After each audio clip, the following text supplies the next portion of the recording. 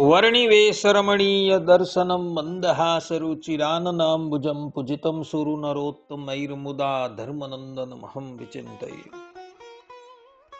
અસતોમા ષડ્ગમય તમસોમા જ્યોતિર્ગમય મૃત્યુર્મા અમૃતમ ગમય. ઓમ શાંતિ શાંતિ શાંતિ.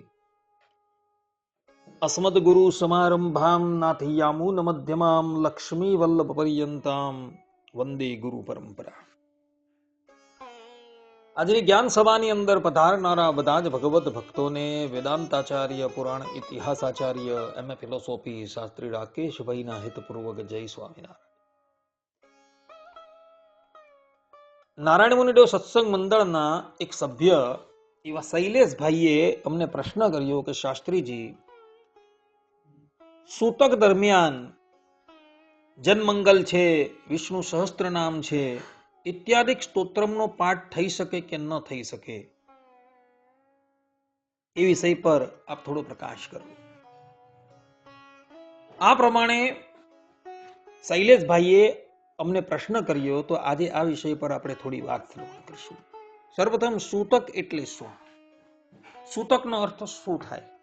તો સૂતકનો અર્થ કરતા યાજ્ઞવલ્ક્ય ઋષિની સ્મૃતિ પર મીઠાક્ષર ટીકા લખનારા વિજ્ઞાનેશ્વર પંડિત એ ટીકાની અંદર કહે છે કે સૂતક એટલે કે જેમાં ધર્મ અને કર્મ સંકીર્ણ થઈ જાય એને સૂતક કહેવામાં આવે છે. આ પ્રમાણે સૂતક શબ્દનો અર્થ વિજ્ઞાનેશ્વર પંડિતે કરેલો જોવા મળે છે. હવે જન્મ અને મરણના સૂતકમાં સ્તોત્રમનો પાઠ થઈ શકે કે ન થઈ શકે એના પર વિચાર કરીએ. તો આ સંબંધમાં આપસ્તંભ ધર્મસૂત્ર 1:10 મહર્ષિ આપસ્તંભ કહે છે કે સૂતકે મૃતકે ચૈવ ના અધ્યાયો ન જપઃ સ્મૃતઃ. અર્થાત કે જન્મ સૂતક તથા મરણ સૂતક દરમિયાન અધ્યયન એટલે કે વેદ પાઠ તથા સ્તોત્રમ એ ક્યારેય પણ કરવો જોઈએ નહીં. આ પ્રમાણે આપસ્તંભ ઋષિએ કહેલું છે.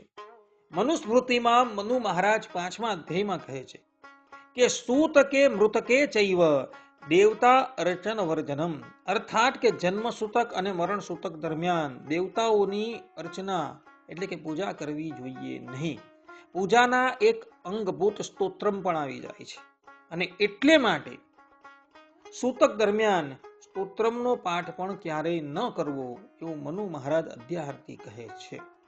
યાજ્ઞવલ્ક્ય ઋષિની સ્મૃતિમાં પ્રથમ અધ્યાયમાં મહર્ષિ યાજ્ઞવલ્ક્ય કહે છે કે અસુચિર ન જપેદ વેદાન ન કુર્યા દેવતાર્ચનમ. અર્થાત કે સૂતક દરમિયાન વેદ પાઠ કે સ્તોત્રમ ક્યારે પણ કરવો જોઈએ નહીં, અને દેવોની પૂજા પણ કરવી જોઈએ નહીં. આ પ્રમાણેનો નિર્ણય મહર્ષિ યાજ્ઞવલ્ક્યએ પણ કરેલો જોવા મળે છે. કોઈ વ્યક્તિને કોઈ સ્તોત્રમ મુખપાઠ હોય તો એ મુખ પાઠે એ સ્તોત્રમનો પાઠ કરી શકે છે, પરંતુ સૂતક દરમિયાન કોઈ પણ વ્યક્તિએ પુસ્તક લઈને સ્તોત્રમનો પાઠ કરવાનો નથી. કારણ કે પુસ્તક છે, ગ્રંથ છે, એ પણ ભગવત સ્વરૂપ છે, અને એટલે માટે એનો પાઠ ક્યારેય પણ કરવાનો નથી. જો મોઢે હોય તો મુખ પાઠ તમે કરી શકો છો, પરંતુ પુસ્તક લઈને ક્યારેય પણ પાઠ કરવાનો નથી. પદ્મપુરાણના ઉત્તરખંડમાં મહર્ષિ પુલસ્ત કહે છે કે અશૌચ અવસ્થાયામ વિષ્ણુ સ્મરણમ ન ત્યજેત. અર્થાત કે સૂતક જેવી અવસ્થામાં પણ ભગવાન વિષ્ણુનું માનસિક સ્મરણ ક્યારેય પણ છોડવું જોઈએ નહીં. આ પ્રમાણેની આજ્ઞા મહર્ષિ પુલસ્તે આપેલી જોવા મળે છે. માટે જે લોકોને મુખપાઠ હોય એ મુખપાઠ હોય તો એ સ્તોત્રમનો જાપ કરી શકે છે, પરંતુ પુસ્તક લઈને એને ક્યારેય પણ સ્તોત્રમનો પાઠ કરવાનો નથી. હા, મરણના સૂતકને બાદ કરતા જન્મના સૂતકમાં એક અપવાદ છે. જન્મનું સૂતક આવેલું હોય અને કોઈક વ્યક્તિએ સ્તોત્રમનો પાઠ કરવો હોય અને એને મુખપાઠ નથી, તો એણે પોતાના હાથમાં રેશમી મોજા ધારણ કરવાના છે, અને રેશમી મોજા ધારણ કરીને એ પુસ્તકનો સ્પર્શ કરી શકે છે, અને સ્તોત્રમનો પાઠ કરી શકે છે, એમાં એને કોઈ જાતનો બાદ નથી. આ પ્રમાણેનો આચાર વૈષ્ણવ સંપ્રદાયની અંદર જોવા મળે છે. માટે બધા જ ભગવદ ભક્તો આ વાત જે છે એ આત્મસાત કરી નાખે અને સૂતક દરમિયાન મુખપાઠ હોય તો જ સ્તોત્રમનો પાઠ કરે, અન્યથા પુસ્તકનો સ્પર્શ કરી ક્યારેય પણ સ્તોત્રમનો પાઠ કરે નહીં. આટલું કહીને હું મારા પ્રવચનને અહીં વિરામ આપું છું. સર્વે સંતુ નિરામયઃ, સર્વે સુખીનો ભવંતુ, સર્વે ભદ્રાણિ પશ્યન્તુ, મા કશ્ચિત દુઃખ ભાગ ભવેત. અસ્તુ. જય સ્વામિનારાયણ.